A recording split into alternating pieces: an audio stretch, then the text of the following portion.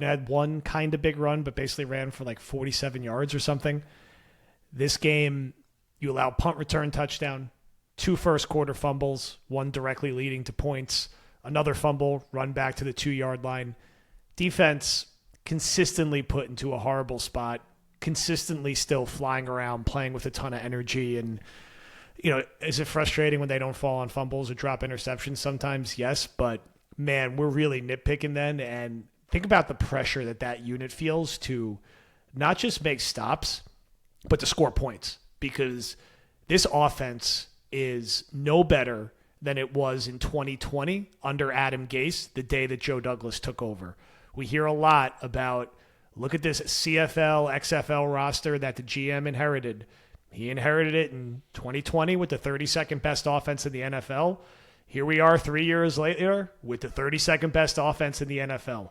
Historic incompetence, 8 total offensive touchdowns in 8 games. And I think everybody who has like 5 or more digits in their Twitter handle got like a talking PR memo today to just use the word lazy whenever anyone decides to criticize Zach Wilson, who plays the most important position in the sport. And I think that memo even partially got up to Saleh with some of the interviews I heard today, which I kind of find as a projection. It is not lazy to point out that the quarterback is the biggest problem, and that we have a 3-year sample size. He has played 30 games now. Very big sample size.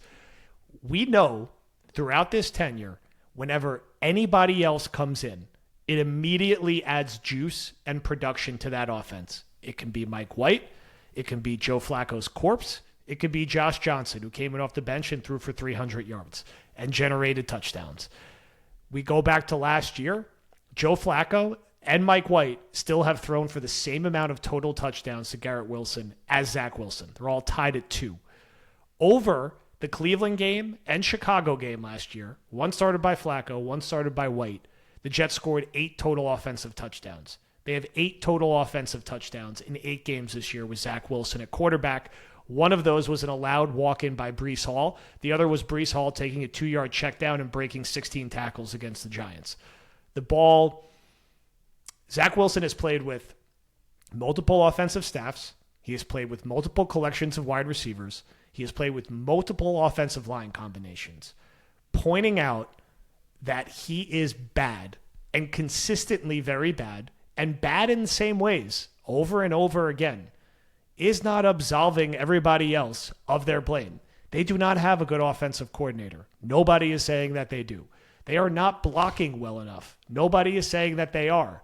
That being said, they should have allowed 4 sacks last night, not 8. They allowed 8 because Zach Wilson has no mental clock in the pocket, and allowing those sacks should not be an automatic fumble every time, because I understand Zach Wilson only has 5 interceptions to go with his 5 touchdowns this year. He also has 5 or 6 lost fumbles now, and lost the Chiefs game outside of the refereeing thanks to a killer fumble in the second half, directly set up points for the Giants with a fumble last week, and directly set up points twice to the Chargers tonight. Turnovers are turnovers, and your job as a quarterback and what you are evaluated on, one, what you're really supposed to be doing is elevating the people around you. If you cannot do that, you should not be making them look even worse than they already are. And I understand he's not getting help, but let's be intelligent adults here. We can hold multiple thoughts in our mind at the same time. You cannot talk past how bad this quarterback has been and how bizarre it is that this organization is still running this exact same playbook. We spent February, March, April, May, and June saying they needed a different backup quarterback. When Aaron Rodgers got hurt, we said they needed to bring in another veteran. They're the only team in the NFL who does not have a backup quarterback. I guess they are scared of Zach Wilson's psyche to make Trevor Siemian active. That's how fragile we are dealing with it right now. From the that tenor was today's of question. Yeah, the tenor of Saleh's conversations today on the radio. Look, maybe you get hit in an interview, maybe you're not prepared. It sounds like it's a decision bigger than the coaching staff. I find it hard to believe that, all things being equal, this coaching staff has full autonomy to make a change. And I don't want to absolve Saleh of anything. I know we have been a little more defensive of him because the easy thing to do after these games is just be like, it's all coaching. It's all coaching. Roster's perfect. Quarterback's fine. It's just all coaching. Coaching's been bad, but does he have the full autonomy to make that decision, or does the front office still want to make a point with the second overall pick? Is the owner involved in this decision at all? I honestly don't know. And I'm not even saying like they should have started Simeon against the Chargers. What I'm saying is you have a backup, because if someone doesn't have it, you bring them in so you could salvage a game. It adds some juice. It adds some energy. It's not a long-term solution, but we have recent history of this working for the team. They come in, they score more, they gain more yards, and they score more points. This isn't that complicated. Stop looking at a whiteboard that says 2 + 2 = 4 and trying to turn it into the most complicated math equation in the world. The Jets have a terrible quarterback. That's why they can't score points. There are other issues, plenty of other issues that trace back to the coach and the general manager. I know we're not allowed to say that, but and the general manager. It's more complicated. Everyone keeps saying it's more complicated. It's more complicated.